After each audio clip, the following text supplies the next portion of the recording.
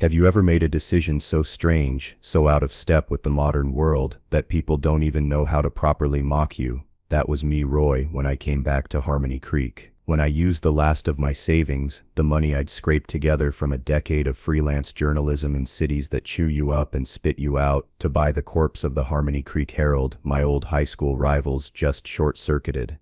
They couldn't process it. Mason and Lucas Caldwell. Their names still taste like rust and privilege in my mouth. Back in high school, they were the kings, and I was the court jester they hadn't bothered to hire but who provided them with endless amusement anyway. I was the quiet kid, the boy who wrote for the school paper, who believed in things like truth and objectivity. They were the handsome, wealthy sons of the town's de facto patriarch, Old Man Caldwell, and they believed in things like fast cars, easy grades, and the divine right of the popular to torment the thoughtful. Now 20 years later, they had inherited the town. Caldwell Construction, Caldwell Realty, Caldwell Enterprises. Their family name was stamped on everything, a brand of smug ownership. And I, the guy they used to call Roy the reporter, the boy with the ink-stained fingers, was back. Their reaction started as a sort of bewildered pity. I saw it in their eyes at the town square coffee shop. Mason, the elder brother, all polished teeth and a smile that never reached his cold, calculating eyes, clapped me on the shoulder. He said, loud enough for half the shop to hear,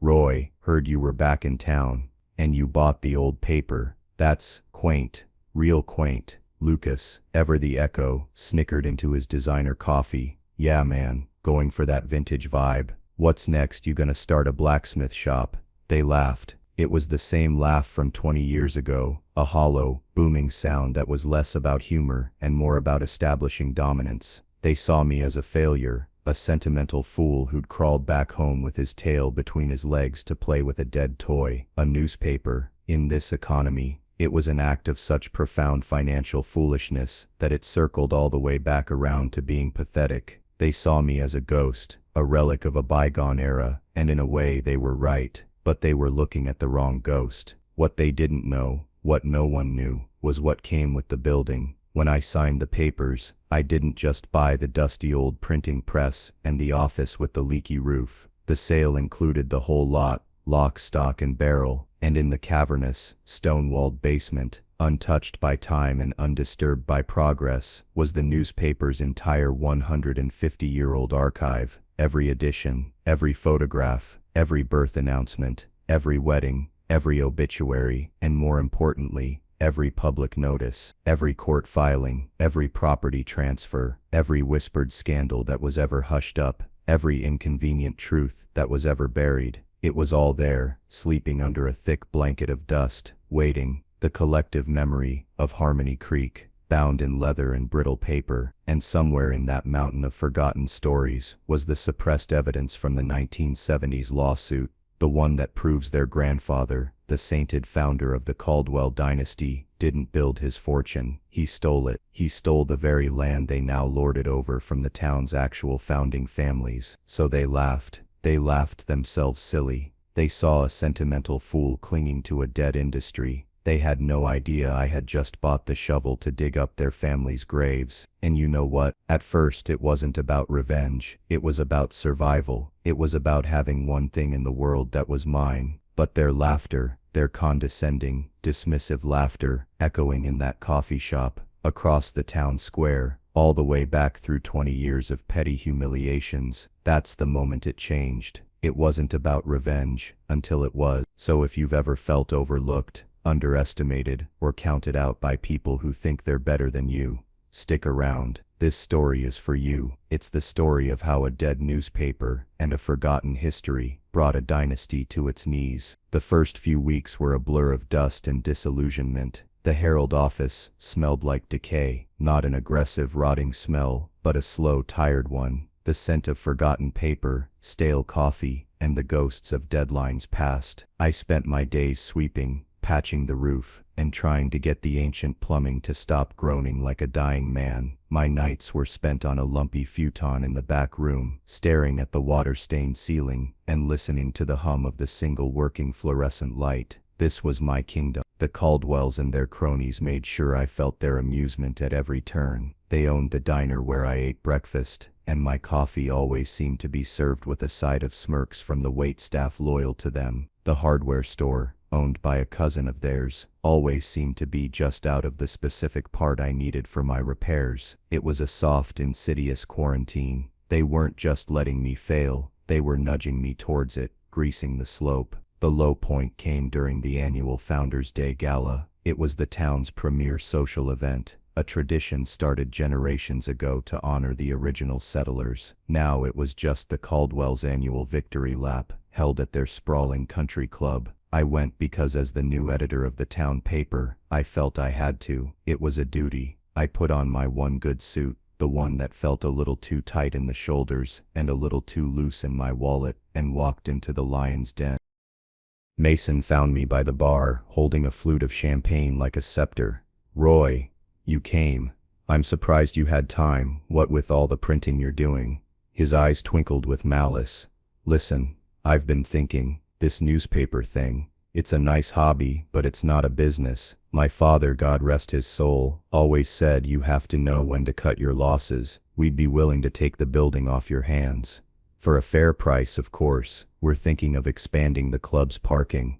He said it with a straight face, a look of faux sincere benevolence plastered on. He was offering to buy my dream and turn it into a parking lot. The sheer, unadulterated arrogance of it stole my breath. "I'm not selling, Mason," I said, my voice tighter than I wanted. He sighed, a dramatic put-upon sound. Roy, always the idealist. Some things are just over, like print, like your great-grandfather's farm. You have to know when to let go of the past." That was the jab that landed. My great-grandfather, a Fincher, had been one of the original families. They owned a huge tract of land that bordered what was now the Caldwell estate. The story I'd always been told was that he'd lost it all in the Depression, a victim of bad luck and a changing world. It was our family's origin story of decline, the reason my branch of the family tree had withered while the Caldwells had flourished. Later that evening, Mason took the stage to give the keynote address. He spoke of his grandfather, a man he painted as a visionary, a titan of industry, who saw potential where others saw only dirt. Angus Caldwell didn't just build a business, Mason boomed, his voice echoing through the grand ballroom. He built this town. He laid the foundation for the prosperity we all enjoy today. A wave of sycophantic applause washed over the room, and in that moment, sitting alone at a small table in the back, I felt a kind of despair I hadn't felt since I was a teenager. It was the crushing weight of a narrative I couldn't fight. Their story was the official one, carved in stone, and repeated at galas like this one every year. My story, my family's story, was a footnote of failure. I left before they served dessert. I couldn't stomach it.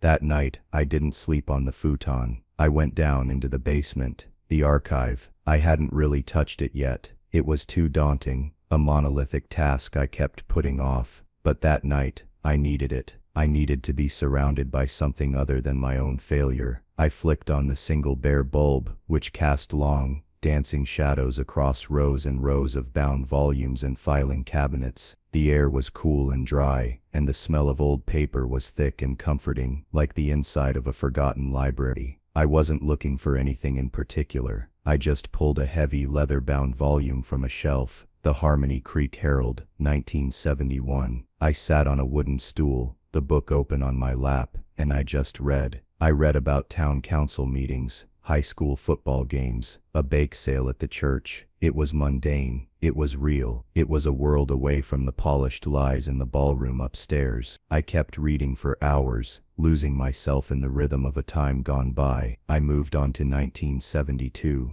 and that's when I found it. It wasn't a headline. It was a tiny notice, buried in the back pages, in the legal section no one ever reads. It was a notice of a lawsuit. Fincher, Gable, and Monroe v. Caldwell, my great-grandfather's name, and two others I vaguely recognized as Old Town families who had also conveniently gone under around the same time. The suit alleged fraud and improper transfer of land titles. My heart started beating a frantic, heavy rhythm against my ribs. I'd never heard of this. No one had ever spoken of a lawsuit. The official story was the Depression, bad luck, not fraud. I frantically started pulling other volumes, my hands shaking, sending up little puffs of dust. I looked through the rest of 1972. Nothing. 1973. Nothing. It was like the lawsuit had never happened. There was no follow-up, no mention of a verdict, no retraction. It had just vanished from the public record,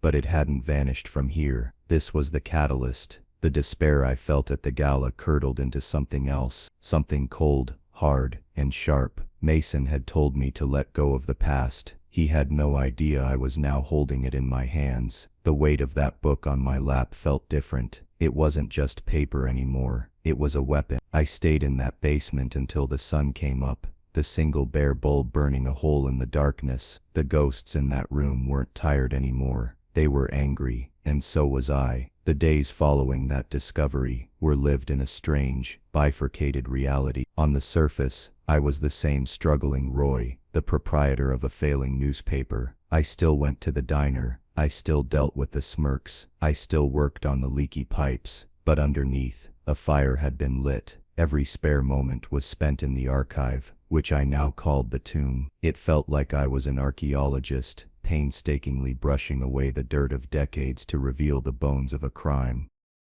I started with the lawsuit. Fincher, Gable, Monroe versus Angus Caldwell. My first move was a trip to the county courthouse.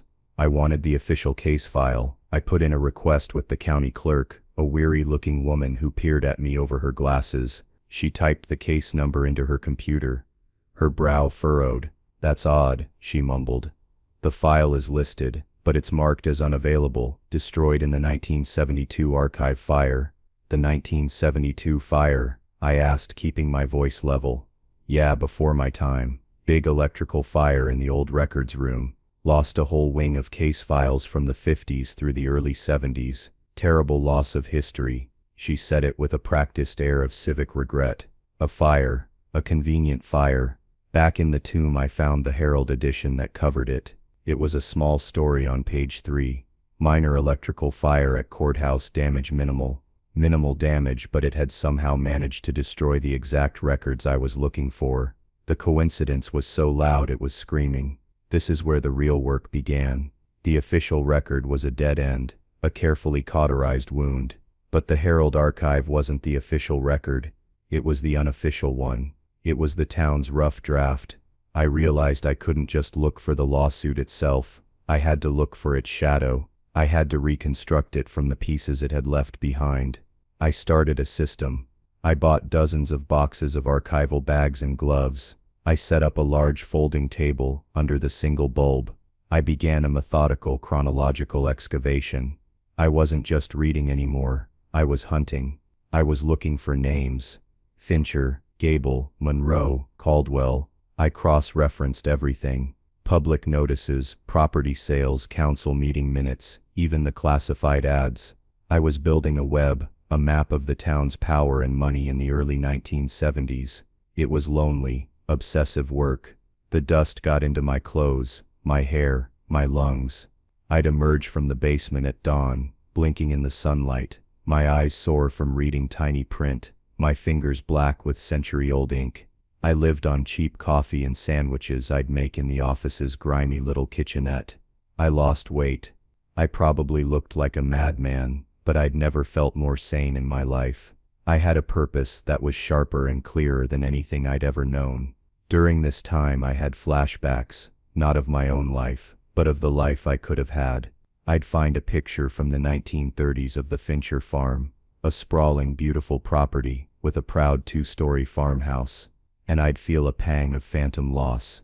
That was supposed to be my heritage. I'd see photos of my great-grandfather, a stern-looking man with kind eyes, and I'd wonder what he was really like. The story of him as a failure, a victim of the times, had always felt wrong. It didn't match the quiet strength in his face.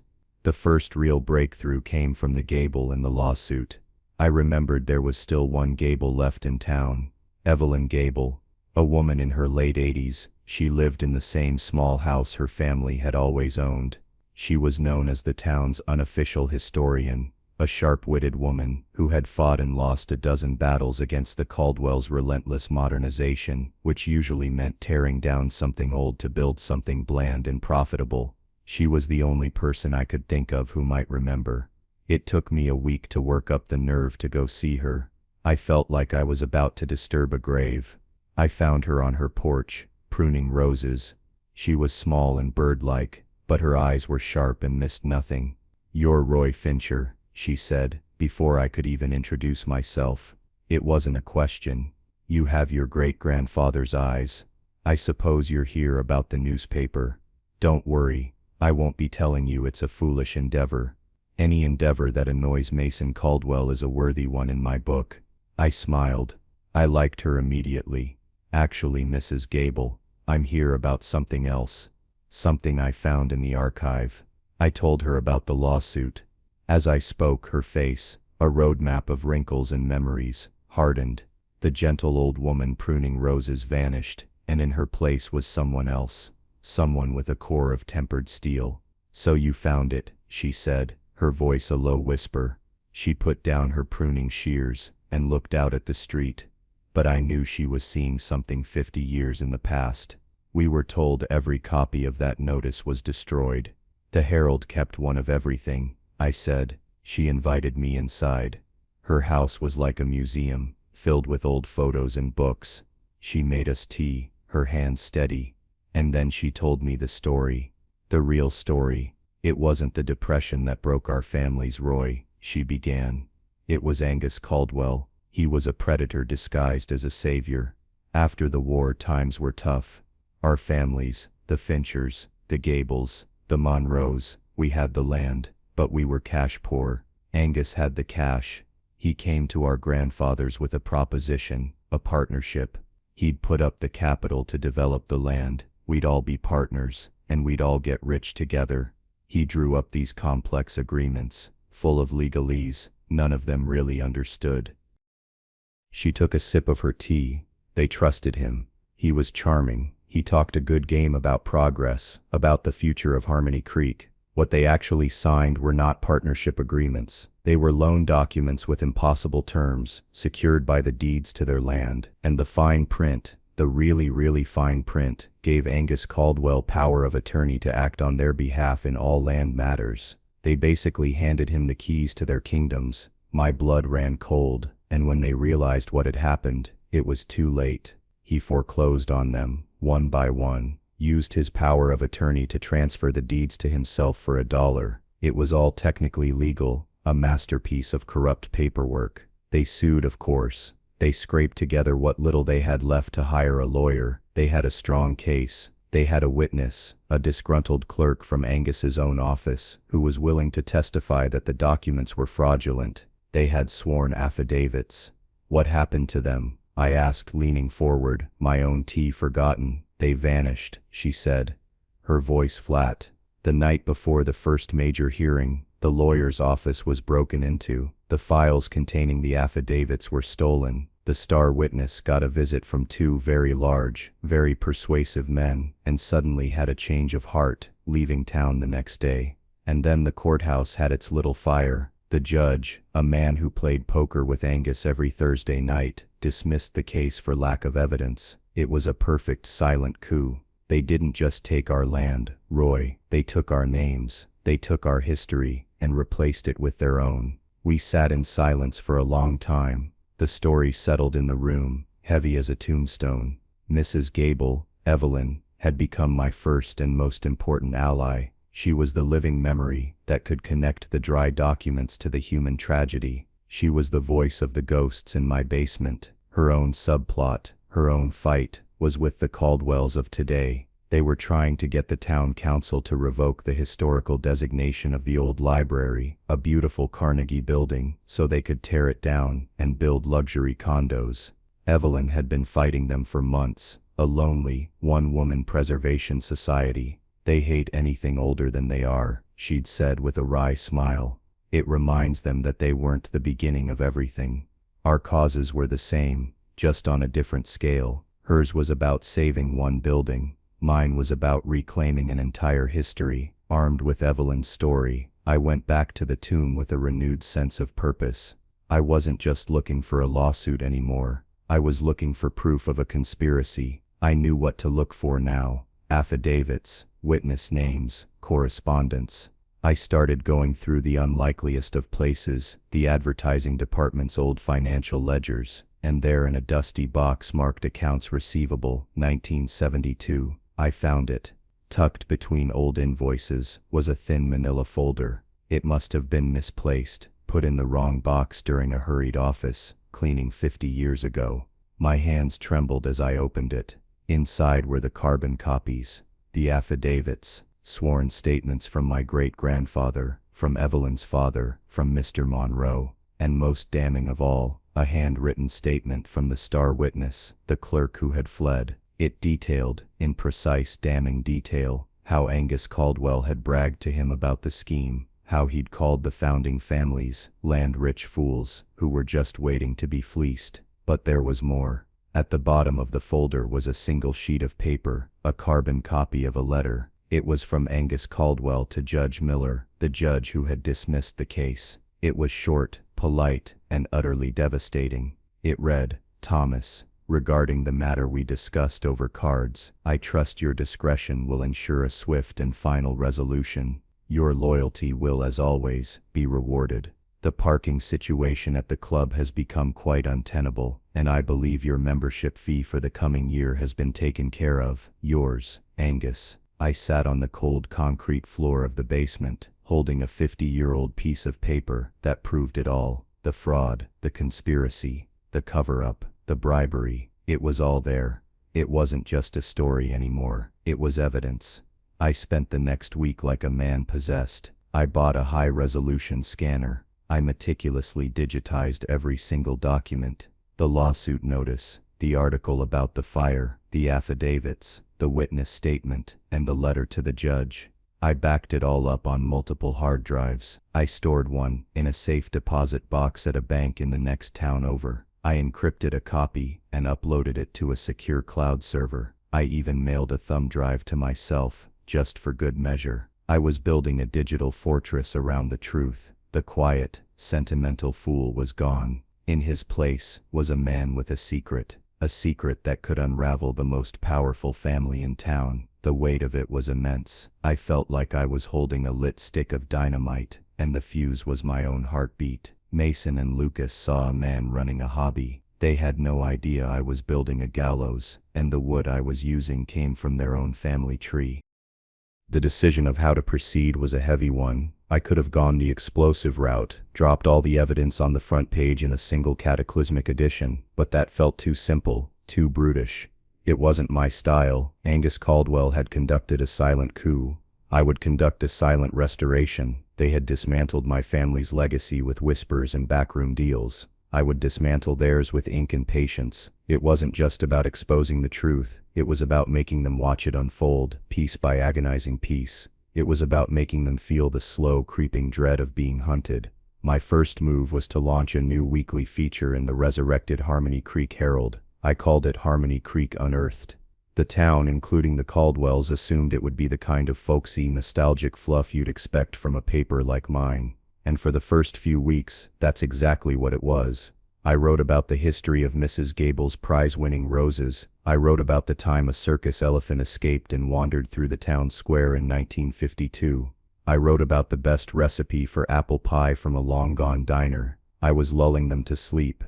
I was establishing a pattern, building a readership. People loved it. The circulation of the Herald, which had been practically zero, started to climb. A few dozen, then 100, then a few hundred more. People were talking about the paper again, in a good way. I even saw Lucas Caldwell at the grocery store, and he gave me a patronizing smirk. "Heard your little history column is a hit with the blue hair crowd, Roy. Good for you. Find your niche." He had no idea the niche I was carving out was in the foundation of his family's mansion. After a month of apple pies and escaped elephants, I made my first real move. The column for that week was titled, "The Signatories of the Charter." It was a simple, factual piece about the original town charter from 1888. It listed, in plain black and white, the names of the men who founded Harmony Creek: Fincher, Gable, Monroe, and about a dozen others. The name Caldwell was conspicuously absent. It was a pebble dropped into a still pond, but I knew the right people would feel the ripples. The column didn't make any accusations. It simply stated a historical fact, but in a town built on the myth of Angus Caldwell, the visionary founder, it was a quiet act of heresy. The following week, the unearthed column was about historical preservation. I used the old Carnegie Library, the very building the Caldwells wanted to demolish, as my centerpiece. I wrote about its architecture, its history, and its importance to the town's character. And I included a quote from Evelyn Gable. "Some people see a pile of old bricks," she said. "Others see the soul of the town. The difference is whether you have a history here to remember, or one you'd rather everyone forget." It was a beautifully veiled jab, and I printed it with immense satisfaction. The first sign of panic came a few days later. Mason Caldwell's gleaming black SUV pulled up in front of the Herald office. He didn't get out. He just sat there for a full 5 minutes, staring at the building. Then he drove away. It was a power move, a silent reminder of who he was and what he could do. But to me, it felt like a dog circling a scent it didn't like. The week after that, my column was titled, "A Spark in the Night." The courthouse fire of '72. Again, I kept it factual. I reported on the official story, a minor electrical fire, minimal damage. But I ended the piece with a series of questions. Wasn't it odd that the fire, though small, managed to destroy the records room for a very specific 2-decade period? Weren't there rumors at the time of missing files before the fire? I was just asking questions, of course, playing the part of the inquisitive local historian. That evening my office phone rang. It was Mason. His voice had lost its usual silky condescension. It was tight, strained. "Roy," he said, skipping the pleasantries. "What are you doing?" "Doing, Mason? I'm putting out a newspaper. It's what I do. Don't play dumb with me. This history column, the charter, the library, this fire nonsense. What's your angle?" "My angle is history, Mason. It's a history column." I was enjoying this far more than I probably should have. For the first time in my life, I had a Caldwell on the back foot. There was a pause. I could hear him breathing on the other end of the line. "Listen," he said, his voice shifting to a tone of strained reason. "I get it. You came back to town. You're trying to make a name for yourself, stir things up a bit. It's good for business. But you're digging in places you shouldn't. These are old stories. Let them lie. It's better for everyone." "Is it better for everyone, Mason? Or is it just better for you?" He didn't have an answer for that. "I'm going to repeat my offer," he said, his voice turning cold. "We'll buy the building. I'll even double my last offer. Take the money, Roy.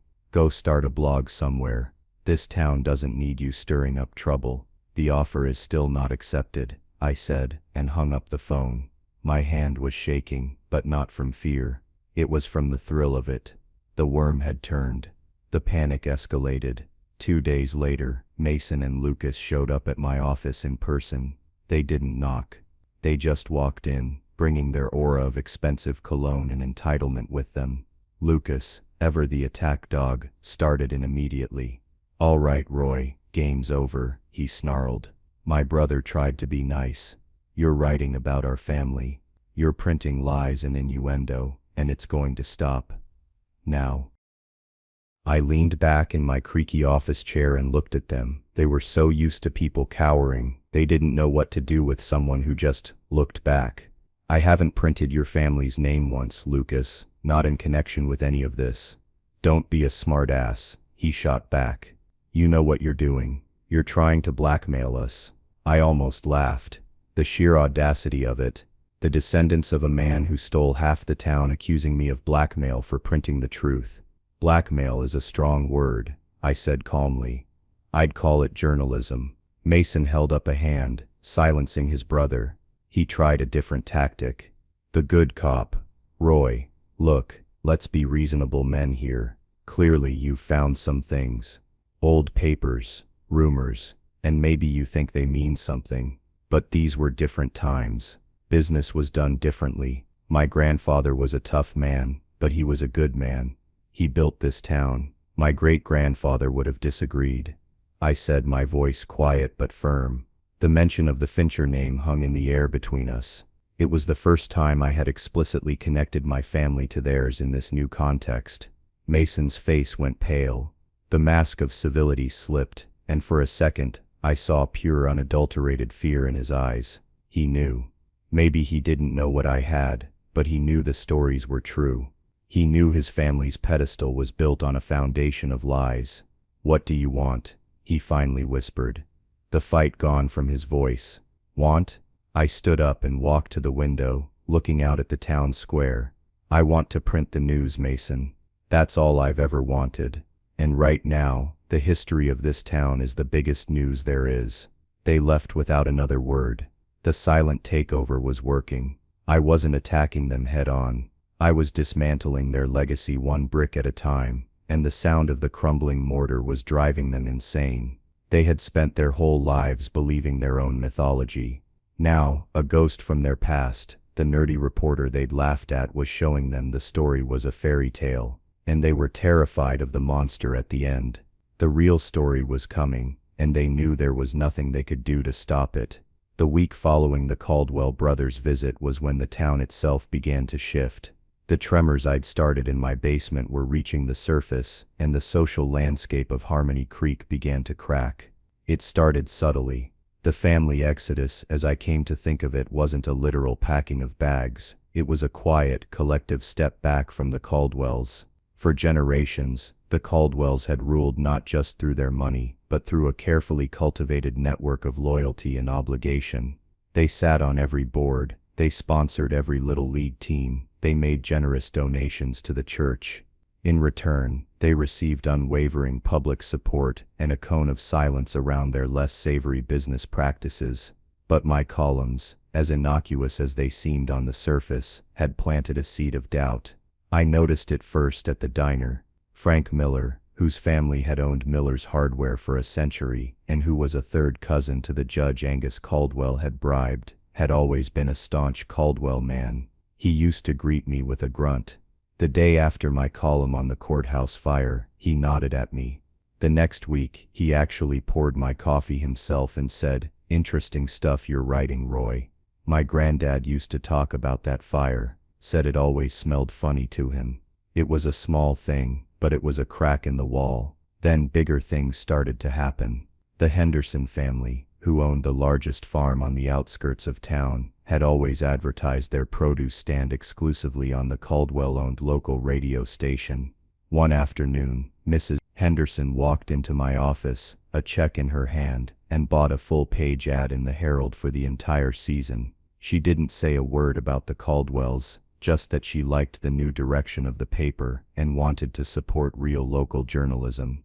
This was the exodus. It was the slow, careful distancing of families who had lived under the Caldwell's shadow for 50 years. They were tired of it.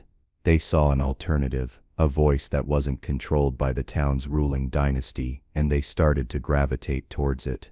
The Caldwell's power was based on the illusion of universal consent, and that illusion was starting to fray. Of course, the Caldwells didn't take this lying down.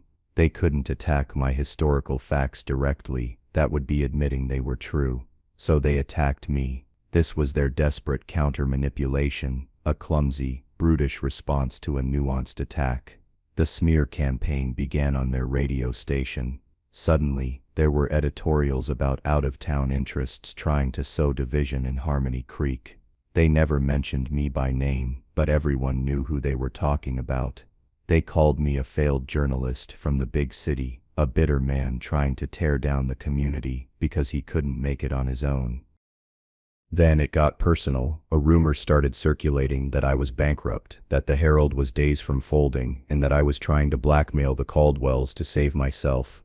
They leaned on the bank that held my small business loan. I got a call from the bank manager, a man I'd known my whole life, who suddenly sounded nervous and apologetic. He said there were concerns about the paper's long-term viability and that the bank might have to review the terms of my loan. It was a clear threat: stop, or we'll ruin you. The pressure was immense. There were days I'd sit in my office, the phone ringing with either a supporter or a threat, and feel the walls closing in. The weight of the secret I was carrying was crushing. Was I doing the right thing? Was I just being vengeful? This was the debate that raged in my own head. I was hurting a lot of people to correct a historical wrong. Was the punishment I was planning proportional to the crime? The question kept me up at night. It wasn't about revenge, until it was, but now that it was I going too far? My anchor in this storm was Evelyn Gable. I'd visit her every few days, officially to talk about the historical society, but really for my own sanity. She was unmovable, a rock of moral certainty. "Let them squeal, Roy," she told me one afternoon over tea. "It's the sound of pigs who know the slaughterhouse is being built. What you're doing isn't about vengeance, it's about balance. For 50 years the scales of this town have been weighted down with their lies. All you're doing is putting the truth on the other side to see where it settles. That's not vengeance. That's justice." She was right. Her clarity cut through my doubt. The Caldwells and their grandfather had made a choice. They chose greed over community, lies over truth. My family, Evelyn's family, the Monroes, they never had a choice. They were victims.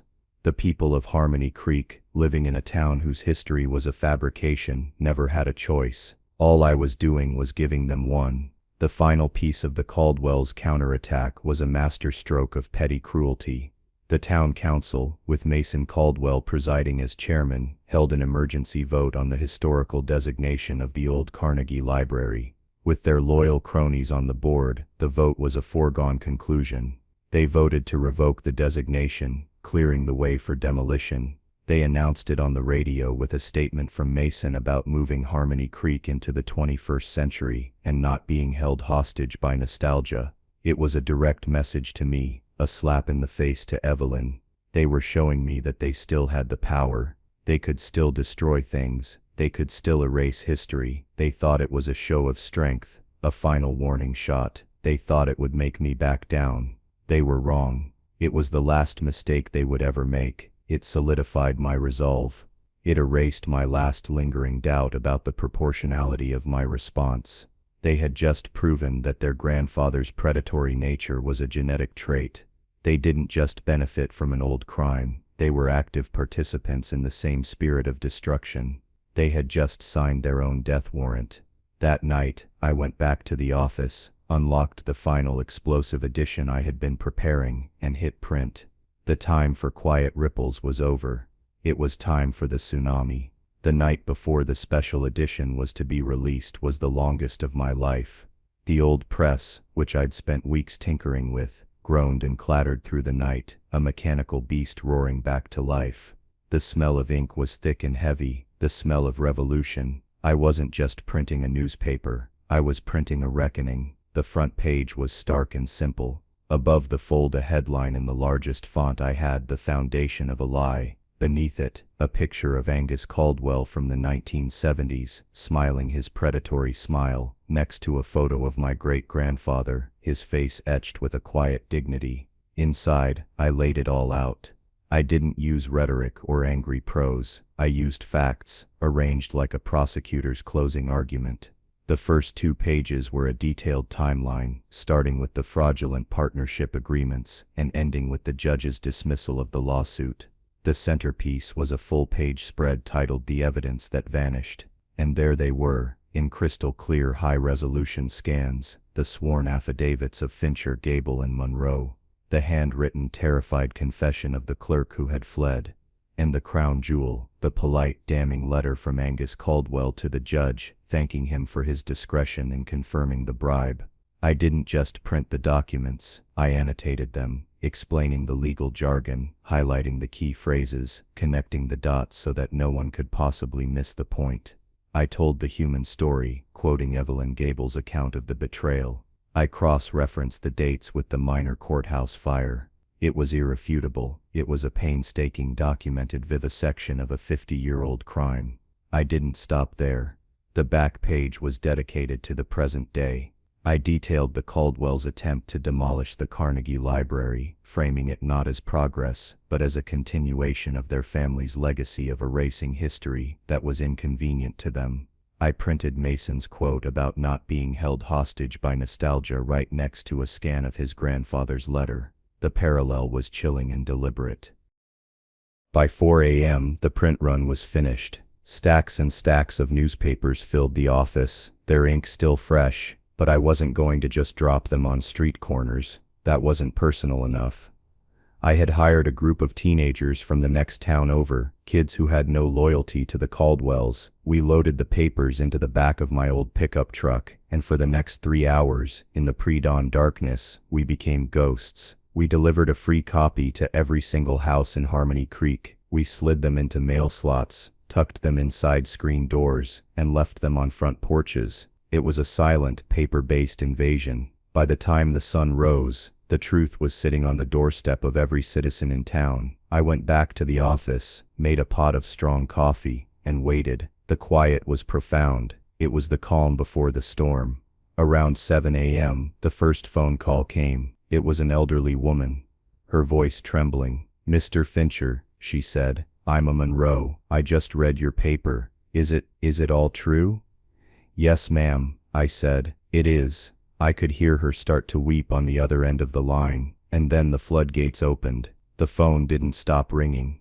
Descendants of the other founding families, people who had grown up with the same stories of failure and bad luck as I had, were calling, their voices a mixture of shock, grief, and a white-hot righteous anger. The town was waking up, and it was reading its own true history for the first time. Around 9 a.m., they arrived. I heard their car screech to a halt outside. The door to my office flew open with such force it slammed against the wall, cracking the plaster. Mason and Lucas Caldwell stood there, their faces masks of pure feral rage. They weren't the polished, confident kings of Harmony Creek anymore. They were cornered animals. "You son of a bitch," Lucas screamed, his voice cracking. He was holding a copy of the paper, his knuckles white. "You've ruined us. You've destroyed our family." Mason was quieter, which was somehow more terrifying. He just stared at me, his chest heaving. The color had drained from his face. "How?" he whispered. "How did you get this?" "You should have checked the basement," I said, my voice unnervingly calm. I took a slow sip of my coffee. I felt a strange sense of detachment, like I was watching a movie of my own life. The anger I had carried for so long was gone, burned away by the act of printing the truth. All that was left was a quiet, profound sense of completion. "This is libel. We'll sue you into oblivion," Mason finally roared, finding his voice. "You can't sue the truth," I said, "and I can't libel the dead. Everything in that paper is a direct copy of a historical document. I have the originals. I have backups. I have a copy in a safe deposit box with instructions to release it to the national press if anything should happen to me. It's over." The finality of my words hit them like a physical blow. Lucas looked like he was going to charge at me, but Mason put a hand on his chest, holding him back. In that moment, Mason's rage collapsed into something else, something I never thought I'd see on his face: utter, hollow despair. He looked around my dusty, humble office, at the old press visible through the doorway, and he finally understood. He had seen me as a sentimental fool playing with a dead toy. He had tried to buy my dream for a parking lot. He had laughed at the man clinging to a dead industry. What he had failed to understand was that a newspaper isn't just a business, it's a record, it's the town's memory. And I hadn't just bought a newspaper. I had bought the moral authority of 150 years of history. "Why?" Mason asked, his voice barely audible. "All this, for what? Revenge." I thought about that for a long moment. Was it revenge? Maybe. Maybe it had been for a time, but looking at them now, these two broken, pathetic men, the descendants of a thief, I didn't feel the satisfaction of vengeance. I just felt quiet. "No, Mason," I said, setting my coffee cup down. "It wasn't for revenge. It was for the record. Your grandfather wrote his version of history. I just published the corrections." They stood there for another minute, enveloped in a silence that was more damning than any accusation. Then they turned and left. The new reality had arrived. Their story was over, and mine, the story of the Finchers, and the Gables and the Monroes, was finally, after 50 years of silence, being told. The aftermath was not a single loud explosion, but a slow, systematic crumbling. The Caldwell Empire didn't vanish overnight, but its foundations had been turned to sand. The special edition of the Herald acted like a key, unlocking 50 years of suppressed resentment and forgotten claims. Within a week, a consortium of lawyers, representing the descendants of the Fincher, Gable, Monroe, and half a dozen other founding families, filed the largest class action lawsuit in the county's history. They weren't just suing for the land, they were suing for 50 years of lost income, for damages, for fraud. The evidence I had published was the centerpiece of their case. It was an open and shut slam dunk. The social fallout was even faster. The Caldwell name, once a symbol of prestige and power, became toxic. Friends stopped returning their calls. Business partners pulled out of deals. Members of their country club suddenly found reasons to be elsewhere when Mason or Lucas walked into a room. The deference they had commanded their entire lives evaporated, replaced by a mixture of contempt and pity. Their power had always been a performance, and I had pulled back the curtain, revealing the shabby trick behind it all. The town council called an emergency meeting. In a stunning reversal, they voted unanimously to reinstate the historical designation of the Carnegie Library. They went further, passing a motion to formally rename the town square, which had been unofficially known as Caldwell Plaza for decades, to Founders Square. Frank Miller, the hardware store owner, seconded the motion. It was a symbolic gesture, but it was everything. It was the town reclaiming its own narrative. I watched all of this unfold not with glee, but with a sense of quiet vindication. My job was done.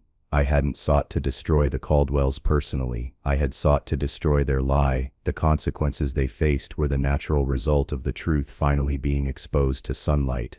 The Harmony Creek Herald thrived. Subscriptions skyrocketed. Businesses that had once shunned me now clamored to place ads. The paper became the town's trusted voice, its conscience. I hired a small staff, including a young, eager reporter to cover the day-to-day news. I stayed on as publisher and editor, but my main focus remained the Harmony Creek Unearthed column. I kept digging into the archives, not for scandals, but for stories of resilience, of community, of the quiet lives that truly built the town. I was transforming the archive from a weapon into a monument. With the paper's newfound profits, I established the Harmony Creek Historical Preservation Fund. Our first project, in partnership with the town council and a flood of private donations, was the full restoration of the Carnegie Library. Evelyn Gable chaired the committee, her eyes sparkling with a joy I'd never seen in them before. On the day of the rededication ceremony, she pulled me aside. "Your great-grandfather would be so proud, Roy," she said, squeezing my hand. "You didn't just get the land back, you got our honor back." And that, I realized, was what it had always been about. It wasn't the money or the property, it was the theft of our story, the branding of our families as failures so that theirs could be hailed as successes. The Caldwells eventually settled the lawsuit for an astronomical sum, forced to liquidate most of their assets. They sold the country club. They sold their construction company. They sold their sprawling mansion on the hill. The last I saw of them, they were loading boxes into a moving van, their faces gray and tired. They were just two men, stripped of their legacy, forced to face the world on their own terms for the first time in their lives. They didn't even look at me as they drove away. To them, I was no longer the sentimental fool. I was the man who held the town's memory, and they had no place in it anymore. So what's the moral of this story? I guess it's that history is never truly dead, it's just sleeping. It lives in dusty boxes, in forgotten records, in the memories of the elderly, and sometimes, all it takes is one person who's willing to listen, to start digging, to bring it back into the light. They thought the past was a weapon they could use to mock me, reminding me of my family's supposed failures. They never considered that the past was a weapon I could learn to wield myself. They laughed at the man buying a dead newspaper, but they never thought to ask what was in the basement. They saw a fool clinging to a dead industry, but that industry was the one that recorded their grandfather's sins. It's a lesson for anyone who feels small, overlooked, or powerless in the face of people who seem to own the world. Your story matters. Your history matters. And sometimes, the quietest person in the room, the one everyone's forgotten, is the one who holds all the cards. They just haven't decided to play them yet. Thank you for listening to my story. If you've ever felt like your voice was being drowned out, I hope this gives you a little bit of strength. Let me know in the comments if you've ever had to fight to set the record straight in your own life. And if you enjoyed this, please like the video and subscribe to the channel for more stories about justice, vindication, and the underdog finally getting their day. It helps more than you know. Thanks again for being here.